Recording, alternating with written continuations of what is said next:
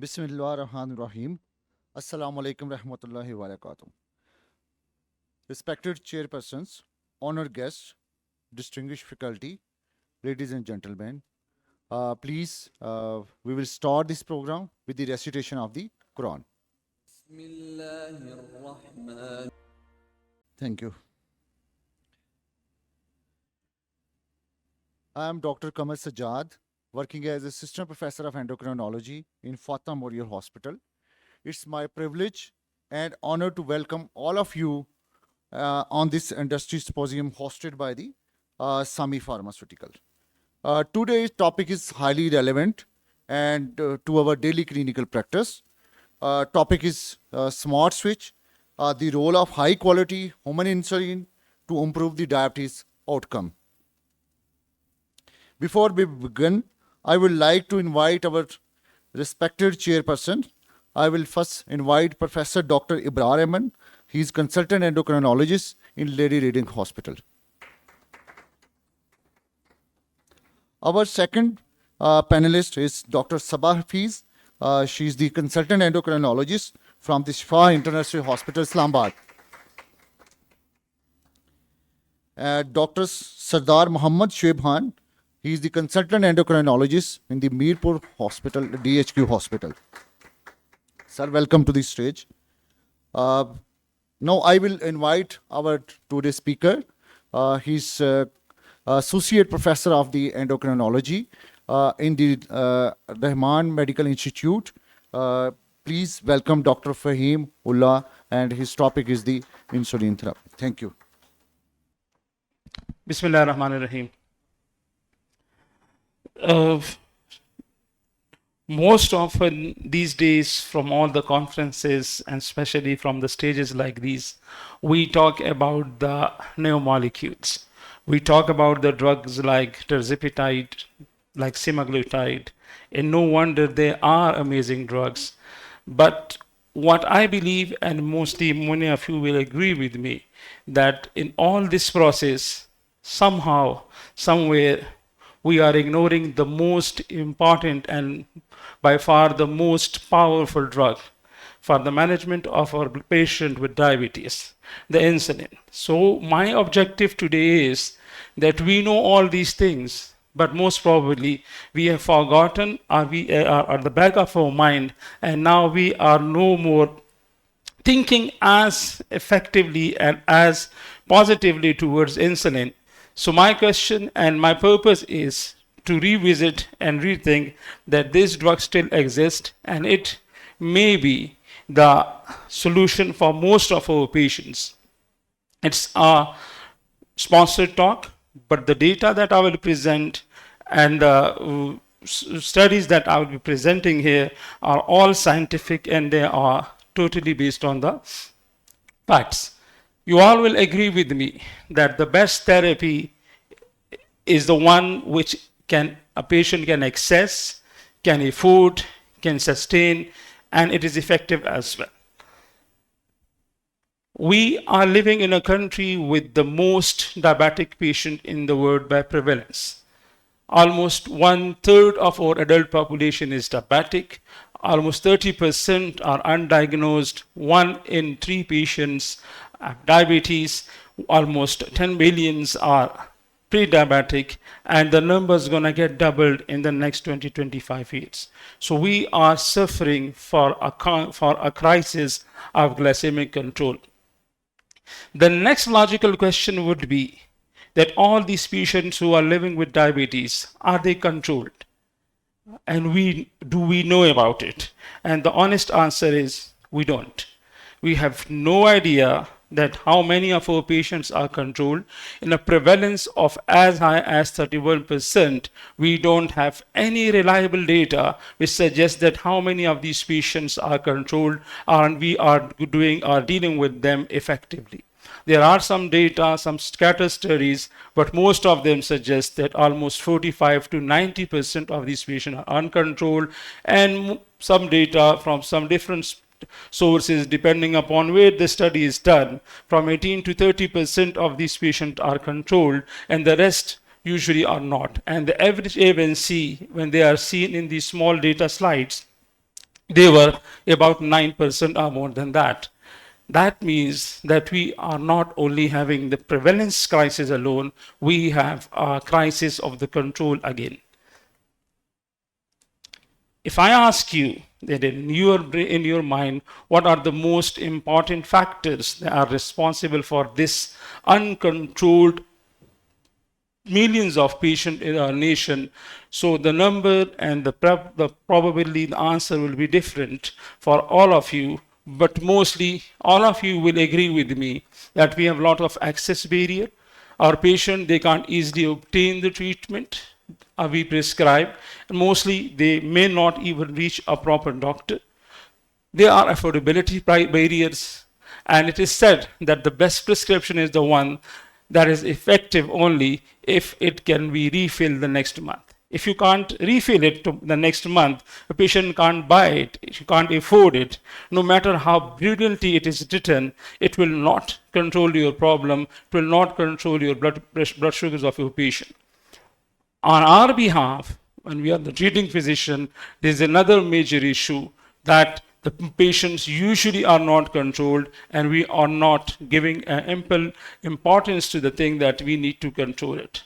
There are adherence challenges. We know the patient, they don't stick to the plans, they want quick fix, and there is always an availability challenge for almost every drug that we prescribe. Somehow the drugs, they become not available, shortage of drugs, and you can carry on with a number of other possible causes for that. One thing that we all believe, if I ask you what is the most important factor that you will be looking for your patient in a long run, so most of you will agree with me that it is basically the glycemic control that matters the most. And we know from the data that A1C reduction is the central, though not everything, but if you reduce your A1C by 1%, you will have impact on all the microvascular, macrovascular, all-cause mortality, and all the aspect of the diabetes. And if you control them early, later on they can have the impact in a very long term as well. So the concept we all agree to, and the concept that we are very well aware of, that if you have to choose a patient,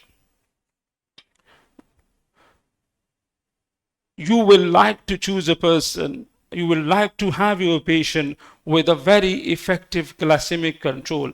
And if you dissect this glycemic control equation, mostly all these factors, they count.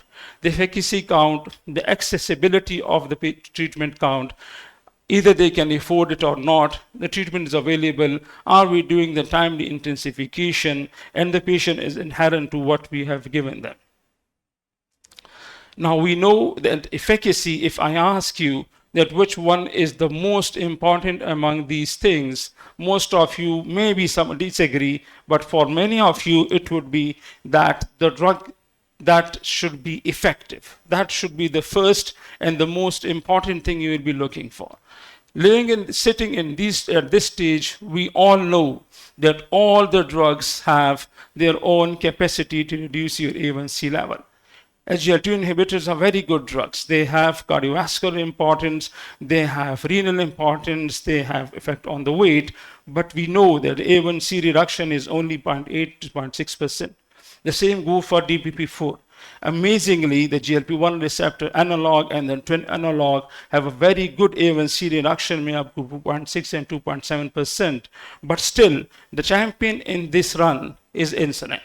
It is the most effective treatment with an A1C reduction of more than 3.54% in different data. So if you are looking for the most effective drug for your treatment, your answer will be simple, straight, that it is insulin. If you are a patient and if I am a patient with diabetes, so it's the patient, it's a person, for you, for yourself, and for your patients. Option 1 is a patient who is on insulin with A1C of 6.6, and the person who is on the most effective drug with a cardiovascular safety profile, semaglutide, with the HbA1c 8.7, 8.5, what will you choose? A patient who is on A1C 6.6, or a patient who is an A1C of 8.9, 8.5, depending upon the drug he is on. We know that this patient has a good glycemic control, the glucotoxicity is low, the risk of microvascular complications is low, the glycemic control is low. Yeah, we have a problem with the weight gain with insulin. It has neutrality in cardiovascular effect that we'll discuss at the end. On the other hand, yes, we have a very good cardiovascular advantage with the drug like semaglutide and tirzepatide and maybe semaglutide, maybe SGLT2 inhibitors. But if your A1C is not controlled, most probably that effect is not gonna be effect that can cancel the problems and the disadvantages of having a higher A1C level. That's the point, that a superior drug does not guarantee you the superior outcomes. The cardiovascular protective effect of a drug cannot fully protect your patients from the consequences of uncontrolled hyperglycemia. So, well enough if our patient is on good drugs like SGLT2 inhibitor, GLP-1, twin analogs, but if blood sugars are not controlled, if A1C is 8 and 9, this good effect of these drugs will not be functioning properly. So glycemic control still remains the central part of the management, though we believe and we know and I agree and we all agree that it's not everything, but it should be the point of focus rather than at the site. So after efficacy for a physician, the important thing would be that are we doing the timely intensification of our patient or not? We all know, this is a basic sciences, we all know in starting our training with these things that if the patient become diabetic, almost 50% of his insulin capacity is already gone. And as the time passes by, with each passing year, the insulin secreting capacity slowly and gradually declines. And by the time a patient spends 10 and 12 years in the diabetes, the same drug cannot control their blood sugar level, and we need to intensify. This is secondary failure with the loss of the efficacy due to the progressive beta cell decline. Now the question is, are we doing this thing on time? And the answer is unfortunately, again, most probably we don't. There's massive data on this problem with therapeutic inertia. I will just discuss the two important trials, that is diabetes, that was published in Diabetes Care in 2006. It is an UK-based trial where the patient were evaluated with the delay in the treatment intensification after the A1C is more than 8. And the objective was that they took the patient, that the primary outcome they wanted to know, that the time to insulin and treatment intensification at what HbA1c level. And the patient were on oral hypoglycemic drugs as well.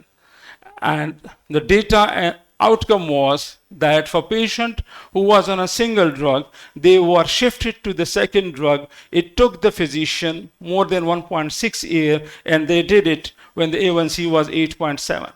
The patient who were on 2 drugs, they were either switched to insulin or on third drug after 6.9 years with their average A1C of 9.1.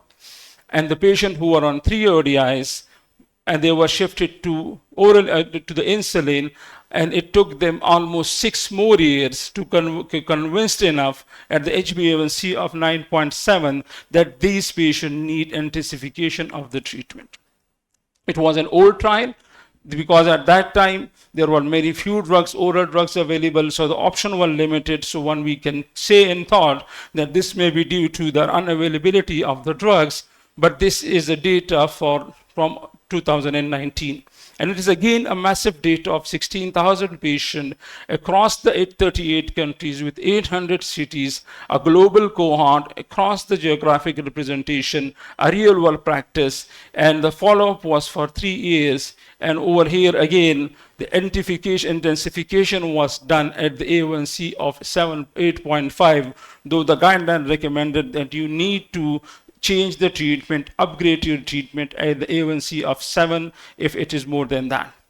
Again here, the key messages were that the patient remained above the glycemic target before the treatment escalated. The therapeutic inertia even still exists in the presence of the newer drugs. Even if the SGLT2 were added, even if the GLP-1s are added, still there was a problem with intensification. So efficacy was a problem. The timely intensification should be an issue for us.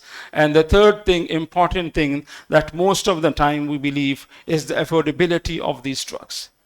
These are the recent numbers. I went in the market, figured it out that what is the latest prices of the drugs that we are prescribing. We know semaglutide oral, semaglutide injectable, tirzepatide are amazing drugs, cardiovascular safety, weight loss, heart effects, but they are expensive drugs. Giving 34,000 on tirzepatide, how many of our patients can afford it? And can we will be prescribing this to our patient just for the consumer control, or will they be able to take it for a longer duration of time or not? The important and the shocking for me was that the drug that we write every other prescription, the combination of sitagliptin and metformin and the combination of empagliflozin and metformin, cost almost 2,400 rupees per month. This is the average price of a tablet. If you are prescribing in the BD dose, the insulins are not expensive compared to these drugs. These are the insulins that are available, the human insulin we are talking about. These are the retail prices of these drugs. If you go out in the market, it is for Himalayan, it is for Mixtard, Simulin. There are other drugs like Insuget and Furulin. All these drugs around about 1,000 rupees that are available now manufactured in Pakistan they are sourced out from and developed in Pakistan. And even if you add the cost of the syringes to it, 70 rupees per syringe, you give your patient a syringe maybe for 3 days. So add 10 syringes to the cost as well, 700 rupees to that. And this is for a patient who you are giving 20 units in the morning and 15 units in the evening. Still, it will cost less than sitagliptin, metformin, and empagliflozin, metformin. So this is kind of a myth that oral medications are less expensive as compared to the insulin. It's only get true for the drugs like plain metformin, glibenclamide, and sometimes glimepiride, depending upon the brand you are using. Still a good brand, glimepiride is as costly as insulin in our setups. There are two important things that we need to discuss. There are different insulins. There are originator insulins, biosimilar insulins.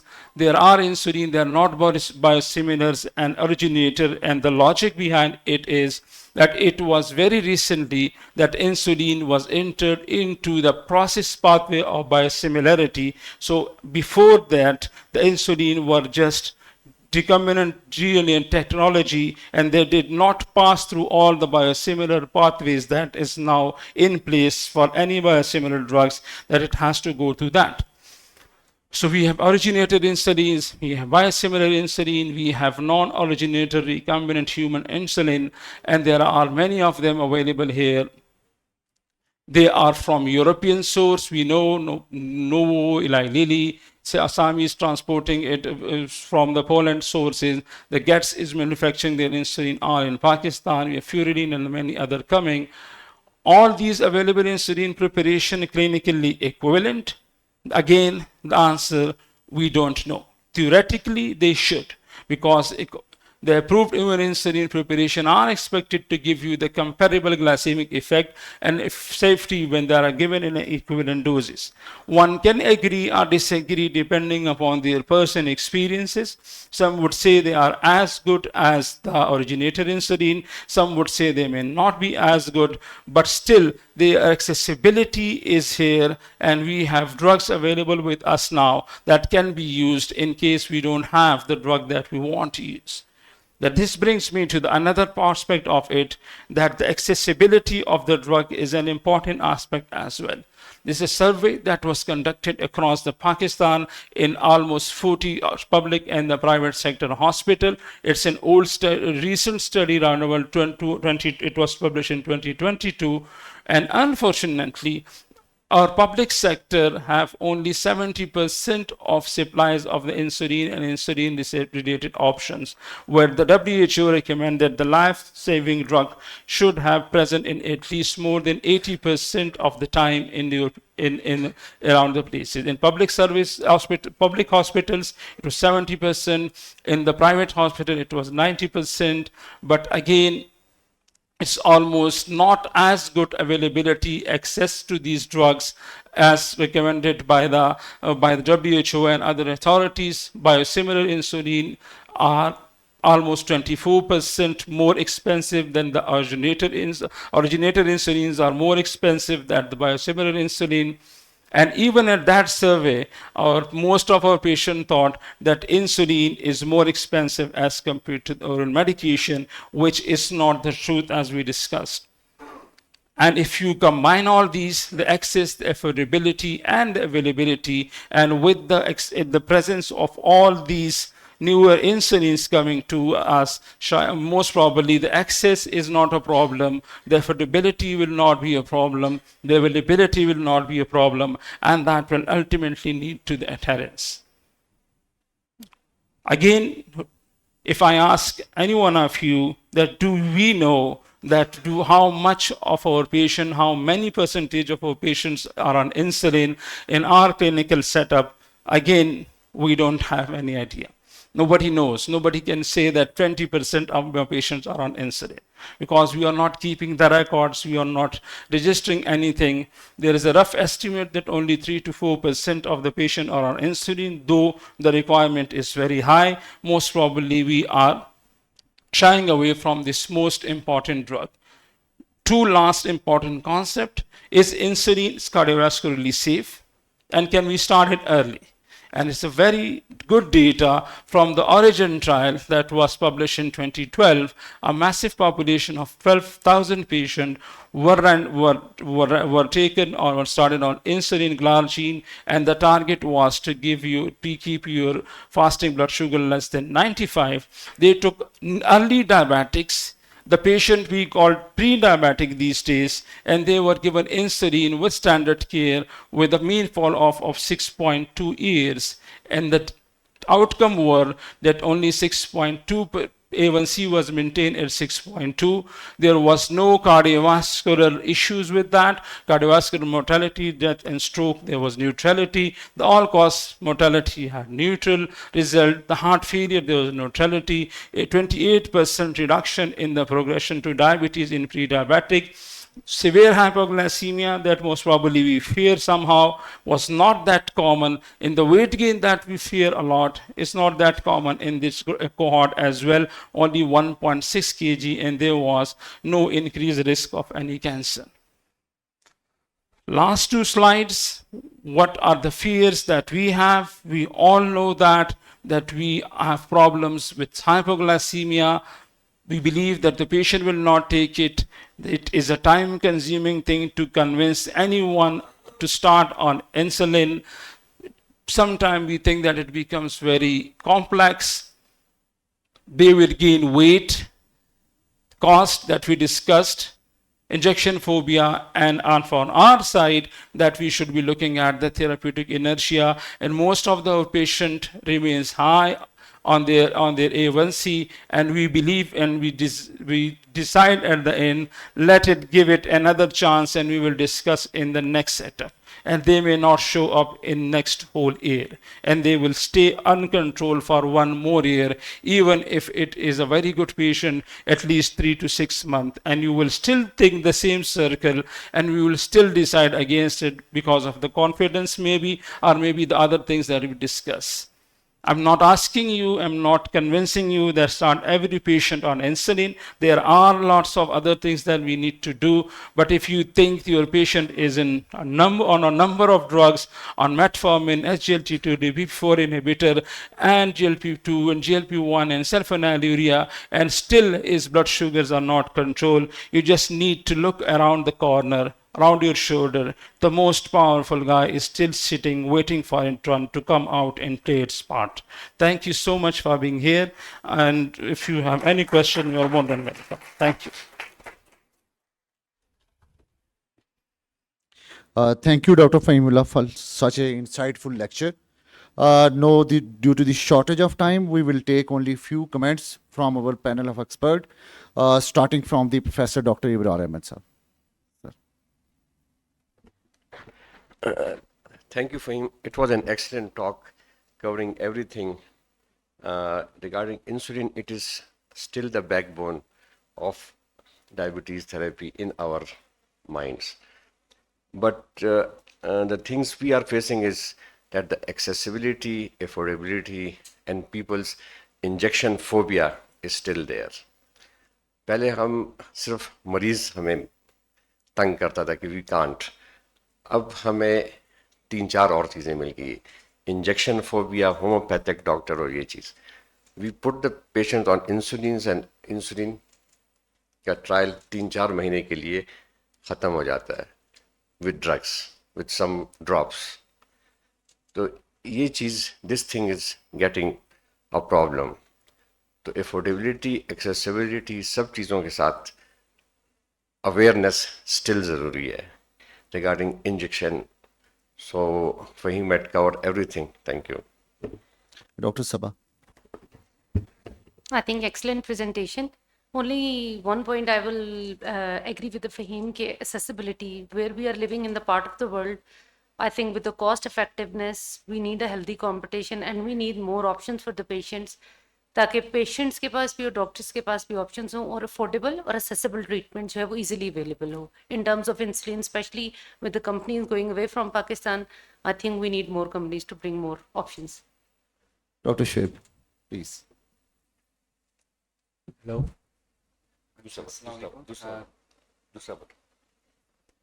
Thank you, Dr. Fahimullah, for an excellent presentation. As was said by my fellow colleagues, that insulin remains the cornerstone for management of diabetes. And I agree with Dr. Saba that it is very important that we have options in terms of insulin, and more pharma industries come into the insulin market and provide us with those options. The selection of the right patient is really, really important. We all see in our clinical practice patients that should be on insulin and are not on insulin. But the opposite is also true. A lot of patients are on insulin that shouldn't be on insulin. So selection of the right patient. And in order to control the HbA1c, I think the most important thing is intent. There should be intent on part of the doctor and we need to create the intent on part of the patient that we need to decrease the HbA1c and we need to bring it under control. And then we can use all these options, including insulin. Thank you. Thank you. So today the presentation, we know that how the source affects, how the cost, how the efficacy of the insulin effect. If we have any question from the audience, only 1 or 2 questions we can take from the audience. Thank you everyone for this session. Now I will hand over the mic to the other session for the. Thank you so much. Jazakallah.